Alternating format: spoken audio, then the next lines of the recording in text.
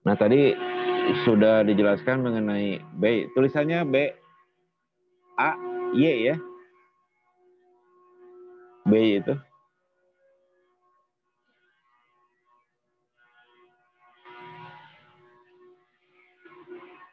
Nah, di dalam tulisan ini, tulisan Bapak ini, jadi ini kan berdasarkan pengalaman Bapak di proyek gitu ya. Jadi ditulis di sini. Jadi kecepatan pelaksanaan pekerjaan kolom akan menentukan waktu awal kegiatan berikutnya yang berurutan dapat dimulai ya. Yaitu pekerjaan balok, selanjutnya ke lantai gitu ya. Nah ini kan bahasa ini ya, bahasa manajemennya adalah seperti itu. Kegiatan berikutnya yang berurutan ya.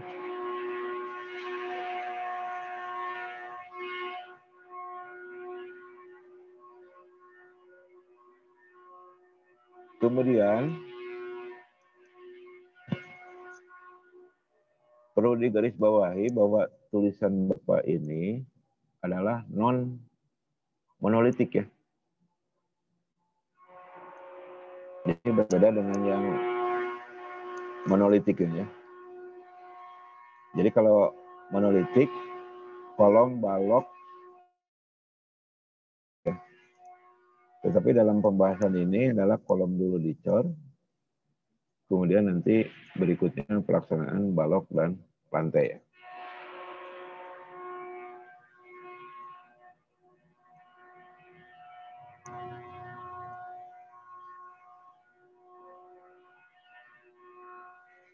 Nah, kemudian ada penjelasan lagi.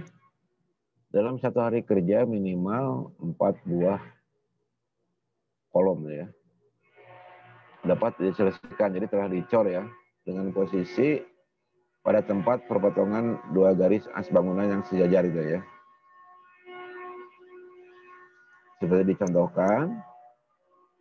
Jadi kolom di as A 12 dan B 12 ya. Jadi ini 4 buah kolom. Nah, supaya apa? Supaya besoknya itu bisa langsung dikerjakan untuk konstruksi acuan perancah baloknya ya. Yang ke arah sini, maupun ke arah sini, maupun ke arah sini, maupun ke arah sini. Karena kalau kolomnya belum dicor, berarti besinya kan belum bisa dibongkar gitu aja. Nah, sehingga akan menghalangi pemasangan dari konstruksi acuan perancah baloknya ya. Nah, makanya di sini dijelaskan dalam satu hari kerja minimal 4 buah kolom dapat diselesaikan. Artinya telah dicor ya. Kira-kira bisa dipahami nggak? Bisa, Pak. Nah, mungkin pertanyaan berikutnya, kenapa sih harus 4?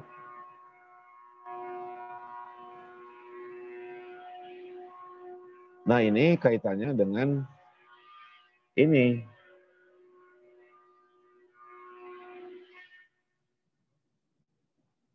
Ya, dan kecepatan. Nah, kenapa ada kecepatan? Adalah menerjemahkan waktu yang disediakan untuk pelaksanaan struktur itu ya.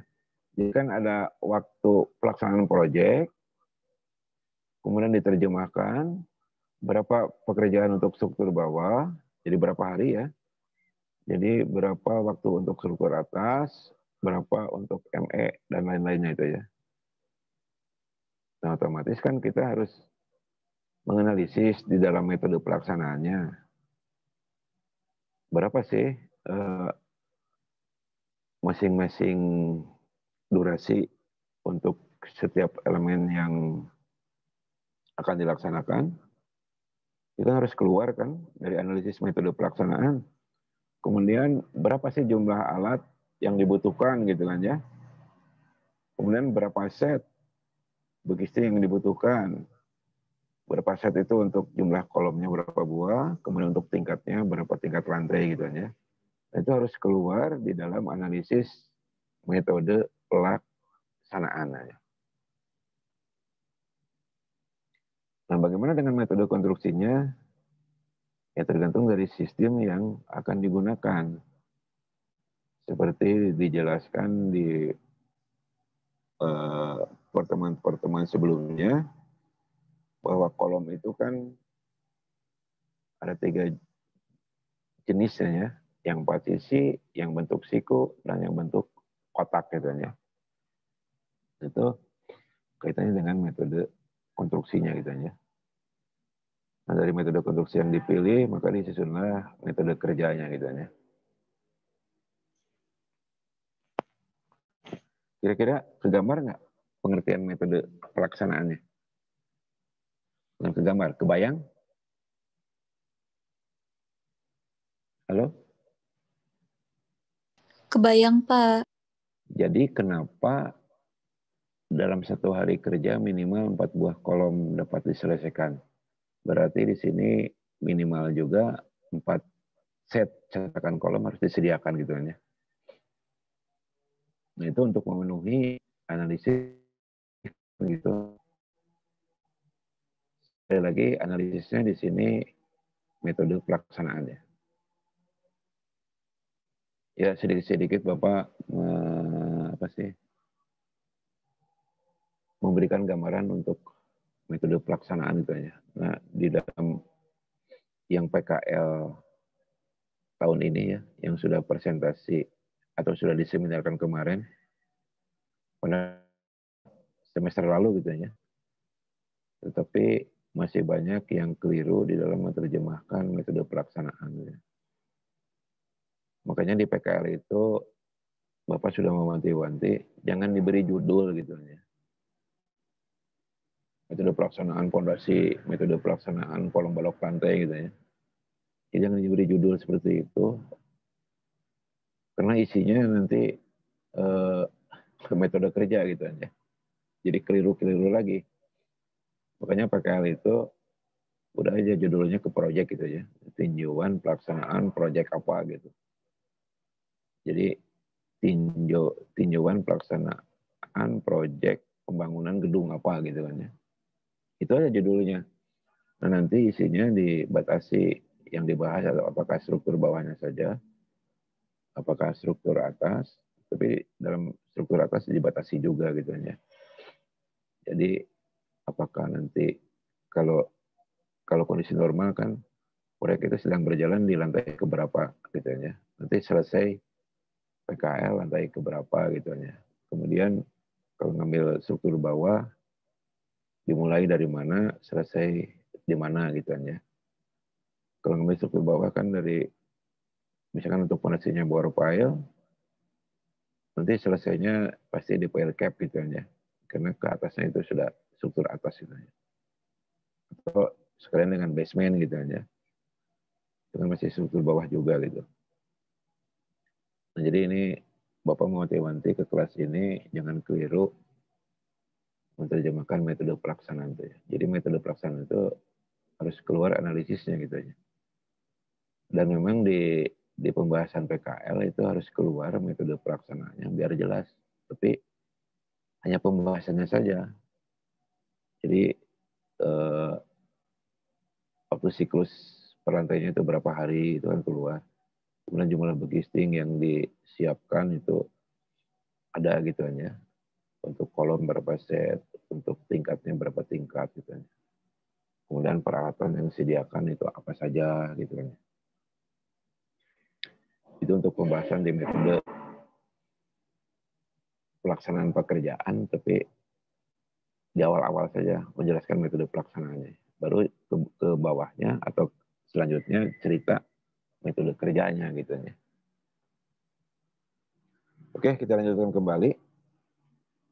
Nah, jadi mengenai minimal 4 buah kolom itu adalah hasil dari analisis metode pelaksanaan sehubungan dengan menerjemahkan kecepatannya. Nah, Apabila mengacu pada panjang besi tulangan tuh ya, di pasaran kan kita tahu bahwa panjang besi tulangan itu 12 meter ya.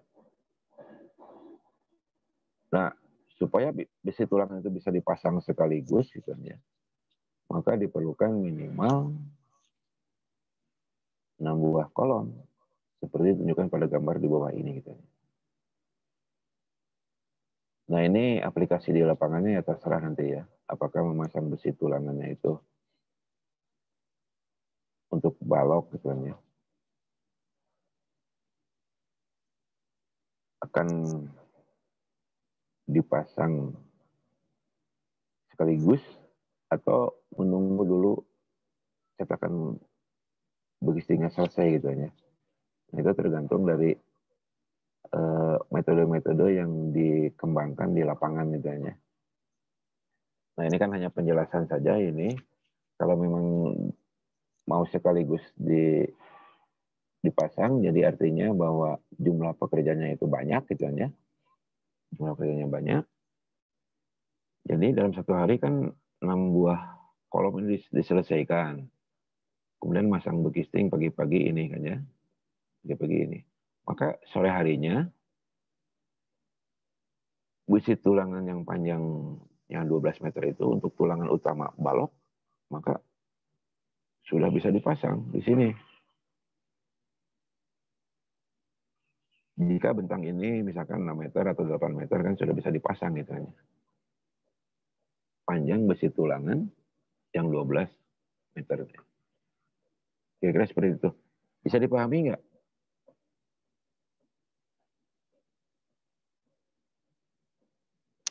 Ini lagi-lagi kita membahas kecepatan tuh ya.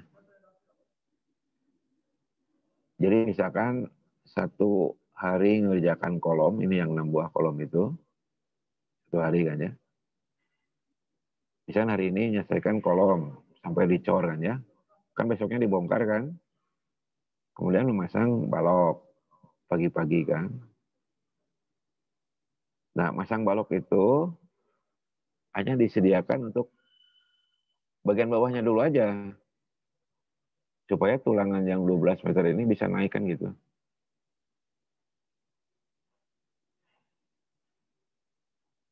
Kebayang kira-kira nggak?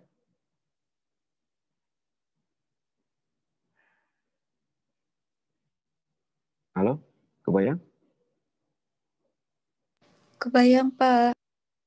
Ya, atau 4 buah kolom nggak apa-apa gitu ya. Kan besok bisa dicor lagi ini. Sementara sewaktu memasang cetakan kolom di sini kan ada yang mengerjakan balok ke arah sini kan. Balok ke arah sini. Nah, kemudian ini sudah dicor kan tapi kan belum bisa dibongkar ya. Untuk sementara balok begisting balok yang ke arah sini juga sudah bisa dipasang. Sehingga sore hari bisa dipasang yang 12 meter besi tulangannya ya. Tapi ya sebagai konsekuensinya bahwa di bagian ini akan terjadi penumpukan pekerjaan gitu ya. Nah, lagi-lagi harus dipertimbangkan mengenai kecepatan ini. Gitu. Kalau memang masih ada kelonggaran waktu, artinya yang minimal 4 buah kolom masih bisa dilaksanakan. Tetapi kalau tidak ada kelonggaran waktu, maka ya harus 6 gitu aja. Harus 6. Nah, itu hitung-hitungan di dalam metode pelaksanaan. Memang tidak mudah gitu ya. Yang Bapak pernah lakukan itu ya memang tidak mudah gitu ya. Harus sering didiskusikan dengan para pihak yang terkait gitu ya. Yang terkait itu dalam arti kira-kira nanti si kontraktor bisa melaksanakan atau enggak gitu ya. Kalau kita di perencanaan, kemudian kalau di kontraktor, pihak yang terkaitnya itu nanti ada sheet engineer ya, jadi wakil dari Pimpro. Kemudian ada pelaksana. Pelaksana itu kalau proyeknya gede kan dibagi lagi ada beberapa koordinator itu ya. Atau dibagi lagi dengan para pelaksana di bidang masing-masing. Ada bekistingnya, ada tulangannya, ada betonnya itu aja. Itu harus dikoordinasikan dengan pihak-pihak terkait ya. Nah, pengertian pihak-pihak terkait di sini bukan dengan konsultan pengawas, bukan. Karena konsultan pengawas sudah diberikan permohonan di dalam metodenya itu ya. Jadi tinggal konsultan pengawas tinggal baca metodenya aja. Nah, oleh karena itu metode-metode yang akan dilaksanakan di lapangan itu termasuk dengan gambar kerjanya ya harus jelas gitu aja. Karena itu kan merupakan izin untuk pelaksanaannya. Jadi kalau tidak mengajukan izin, itu resiko akan ditanggung oleh kontraktor gitu aja. Izin itu kan harus disetujui baru bisa dilaksanakan. Nah ini ya, jadi sekali lagi apabila mengacu pada panjang besi 12 meter, supaya aman, jadi waktunya leluasa ya 6 buah kolom gitu aja. Tapi kalau bisa mengestimasi waktu kelonggarannya itu dengan teliti, ya kita bisa menggunakan minimal 4 gitu ya. Nah, sekali lagi ini kalau mengacu kepada kecepatan ya. Tapi kalau tidak mengacu kepada kecepatan ya ada kadang-kadang kontraktor juga menyediakan tiga set kolom gitu ya. Tetapi betonnya direkayasa gitu ya. Nah, arah dari pelaksanaan kolom dapat ke arah vertikal ya, jadi ke arah sana atau ke arah horizontal ke arah sini ya. Disesuaikan dengan rencana proyek secara keseluruhan ya, khususnya untuk rencana pengecoran lantai ya. Kalau kemarin di MPK 2, kalau pembagian joining sudah ya?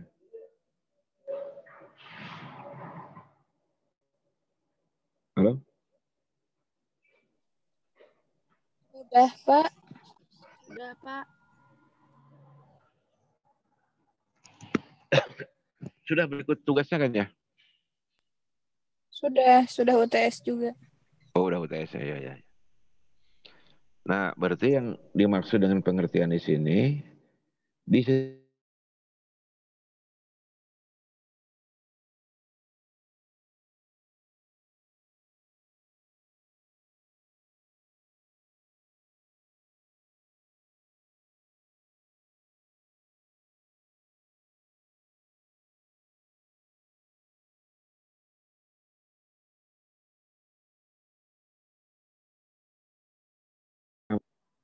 ABC 1, 2, 3, 4, misalkan joining 1, kemudian DEF-nya sampai ke sini adalah joining 2-nya, ini joining 3, ini joining 4 ya. Dan nanti menyesuaikan dengan rencana proyek secara keseluruhan ya. Berarti mulainya dari sini. Mulai start kolom yang pertama ya. Balik ke sini, kemudian nanti ke sini ya.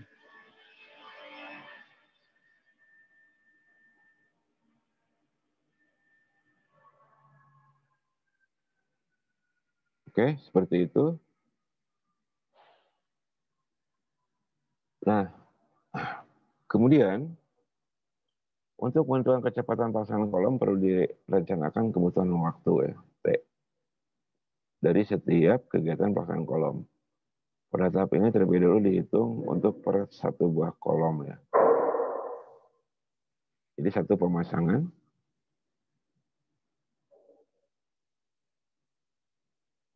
dalam ini adalah pemasangan besi termasuk dari pengukuran dan pembuatan suatu kolom. Kemudian pemasangan pembesiannya. Ini lagi-lagi ada metode fabrikasi berbeda dengan yang dipasang di lokasi kan ya. Nah ini juga termasuk rancangan dari metode pelaksanaan. Apakah pembesiannya itu dipasang langsung di lapangan atau difabrikasi terlebih dahulu kan ya. Nah ini 25 menit itu, ya, besinya sudah dipublikasi ya. Dia tinggal diangkut menggunakan tower crane, dipasang. Dengan terlebih dahulu diukur, ya, kemudian setelah dipasang nanti dibuat sepatu kolom ya. Kira-kira kebayang? Halo? Halo?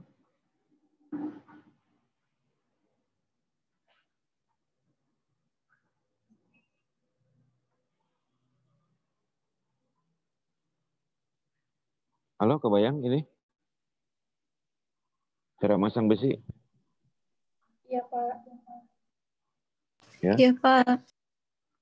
Jadi kalau memasang langsung di lokasi proyek gitu ya, bukan publikasi, itu kan lebih lama waktunya ya. Nah, dalam contoh ini adalah sudah dipublikasi sehingga waktunya lebih cepat ya. Jadi hanya 25 menit kan ya. Masang tulangannya saja. Kemudian yang berikutnya pasang begistingnya ya, atau acan perancahnya ya. Segala macamnya ya. Sampai siap untuk dicor.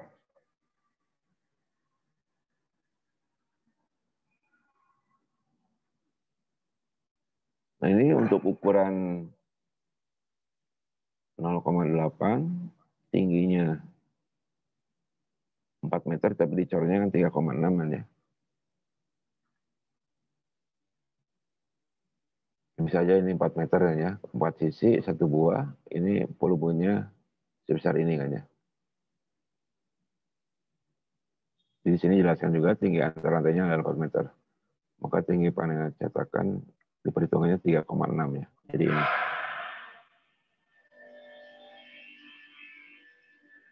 Nah ingat, ini adalah volume pekerjaannya ya.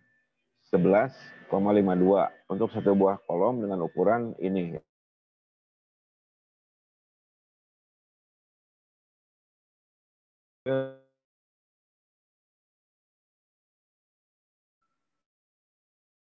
Karena panelnya sudah dibuat, jadi hanya memasang saja gitu aja. Ini di buku sederajat 10 meter persegi ya.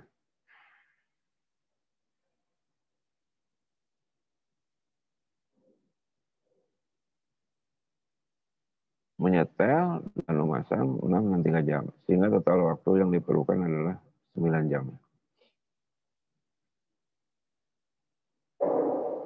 Nah, ini Bapak gunakan dari bukunya sederajat. Acuannya memang 10 per 10 meter persegi untuk menyetel dan memasang 63 ya. Nah, sehingga diperlukan 9 jam.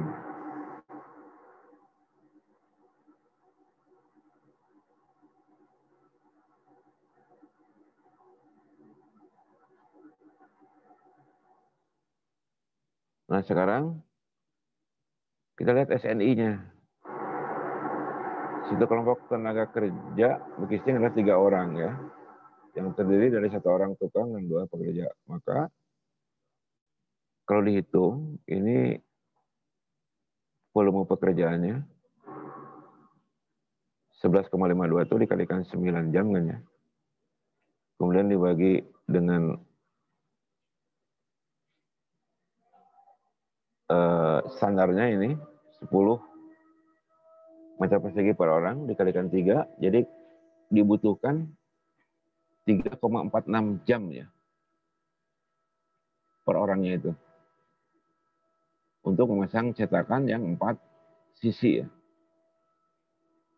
Bisa kebayang nggak? Jadi kalau 4 sisi itu dibutuhkan 3,4 jam ya. Sampai siap untuk dicor. Nah kalau yang bentuk siku itu untuk memasang ke lantai 5 itu ya, dari lantai dasar, dari tanah ya, dari lokasi area penyimpanan Bekisting diangkut ke lantai 5. itu hanya butuh waktu 7,5 menit ya. Ditempatkan pada kolom yang akan dicor. Untuk yang bentuk siku, kalau 2 itu 15 menit ya. Jadi perbedaannya sangat signifikan tuh ya. Nah, sekarang coba bandingkan dengan yang 4, yang bentuk kotak. Satu kali ngangkat kan hanya 7,5 menit gitu aja. Jadi lebih cepat lagi. Nah, itu merupakan metode-metode yang ada di lapangan ya. Tergantung mana yang akan digunakan, tergantung dari analisis yang disediakan untuk kecepatannya ya. Nah, sekali lagi dalam contoh ini adalah yang 4 sisi ya. Jadi dikerjakannya lebih lama ya. Oke, sampai di sini bisa dipahami yang ini. Sampai diperoleh 3,46 jam. Bisa, Untuk 4 Pak. sisi. Ya ya. Ini yang laki-lakinya nggak ada suaranya sih.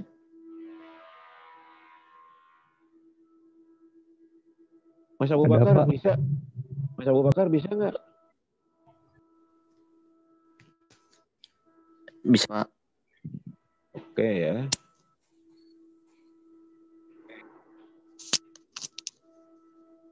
Ini Mas Dani itu ada, Mas Dani?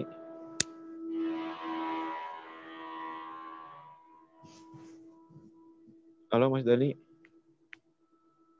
Ya, Pak. Bisa dipahami nggak? Jauh ini bisa, Pak. Sampai kepada memasang cetakan kolom siap untuk dicor gitu ya. Tadi waktunya untuk masang tulangan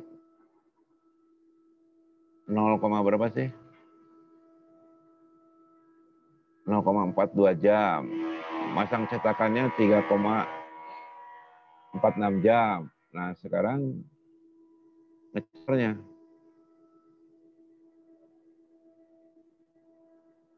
Jadi volume beton yang dicorkan ke ukuran 80 ke 80 kali 3,6 itu diasumsikan ya 15 menitnya.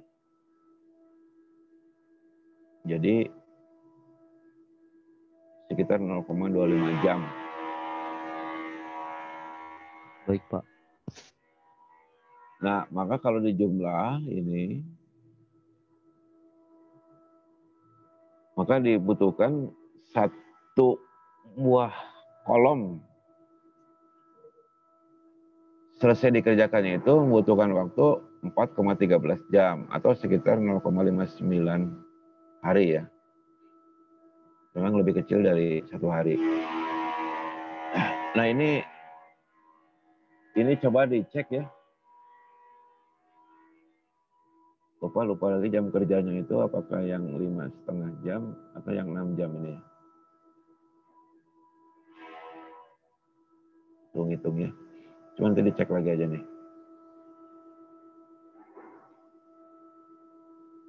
Ini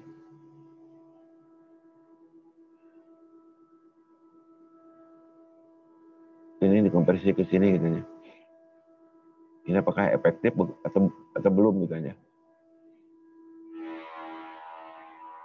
Nah, untuk perhitungan kebutuhan waktu N buah kolom, digunakan pendekatan pada jumlah penyediaan logistik kolom dan kelompok kerja dalam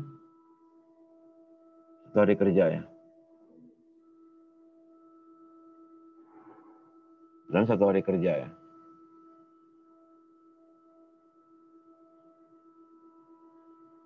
Kemudian pemasangan pembesian dan pengecoran.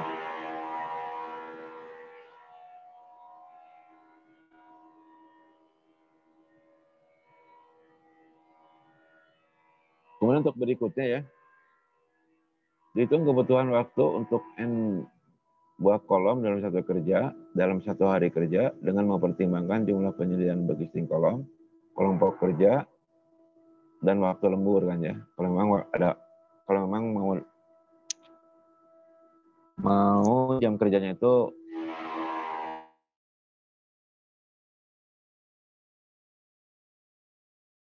menggantungkan hanya pada jumlah kolom dan kelompok kerjaan.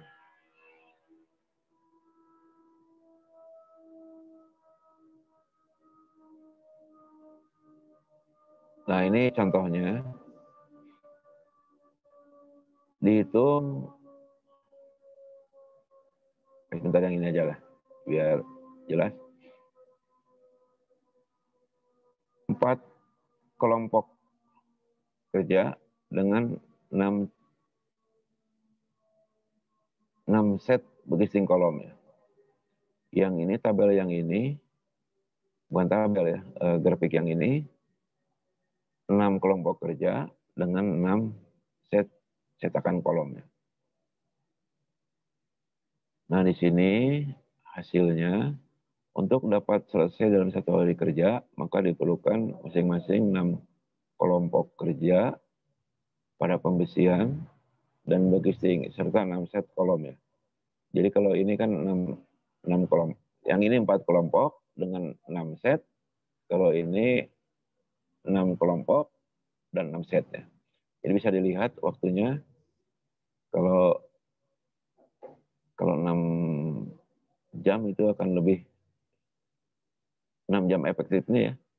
Akan lebih 3 jam. Tetapi kalau 6 jam efektif di sini akan lebih berapa sih? 1 jam lebih kayaknya. Tapi ini masih dalam waktu jam kerja normalnya ya, 8 jam. Nah, maka dalam tulisan ini Bapak menyampaikannya jam kerja normalnya, bukan jam kerja efektif. Bisa dibedakan kan ya? Jam kerja normal sama jam kerja efektif ya. Nah, di sini setelah dihitung-hitung, maka dibutuhkan 5,38 jam atau sekitar 0,7 hari. Jadi memang lebih kecil dari 1 hari. Nah, ada sisa waktu sekitar 1,6 jam. Jadi bisa digunakan untuk melakukan persiapan dari awal tuh ya, sampai perapihannya gitu aja. Termasuk dengan mengatur posisi penempatan pompa beton ya.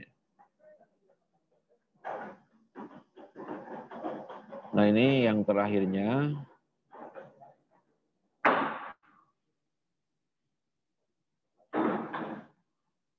Ini adalah hasil, bukan hasil ya, yang sering diterjemahkan oleh para kontraktor itu ya.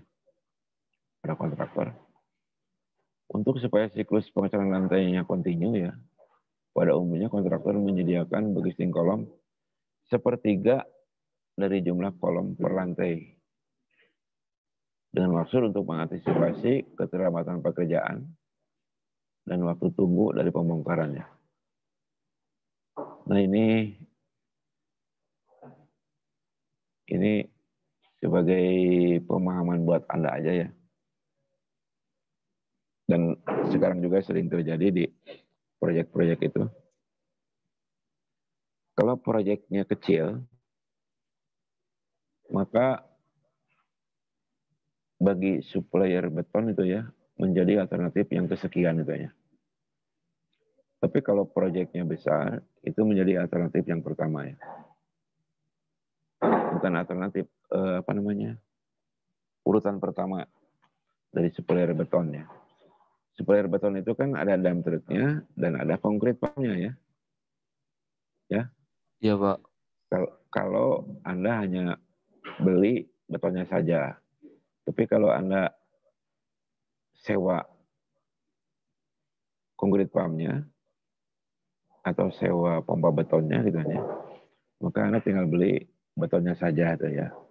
Tetapi pada umumnya kalau proyek-proyek kecil itu urutannya menjadi bukan nomor 1 lagi gitu ya. Mungkin bisa nomor 3, nomor 4 gitu ya. Tergantung jarak dari dari batching plan tuh ya. Nah, kadang-kadang kalau berurutan gitu di proyek, kadang-kadang ngecor hari ini sudah siap, tetapi tidak jadi suplai betonnya ya, tidak ada. Nah, seperti pengalaman kemarin malam aja, anak bapak mau ngecor itu ya di Jatayu ini di Bandung, dijanjikan jam 8 malam ngecor,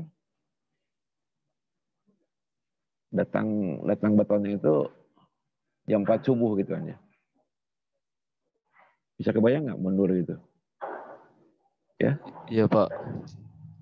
mundur itu. Nah, karena jumlah yang akan dicornya hanya 196 meter persegi ya.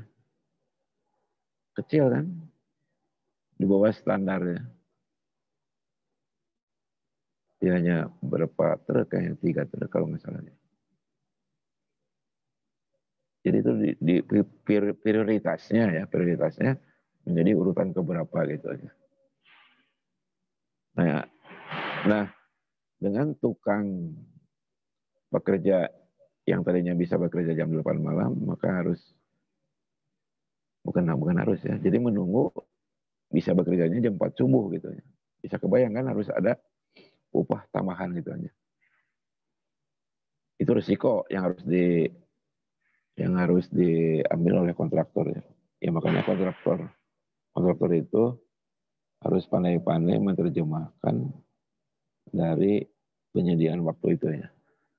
Makanya hitung-hitungan kecepatan itu adalah menjadi mutlak yang harus dipahami dengan baik gitu ya. Baik, Pak. Nah,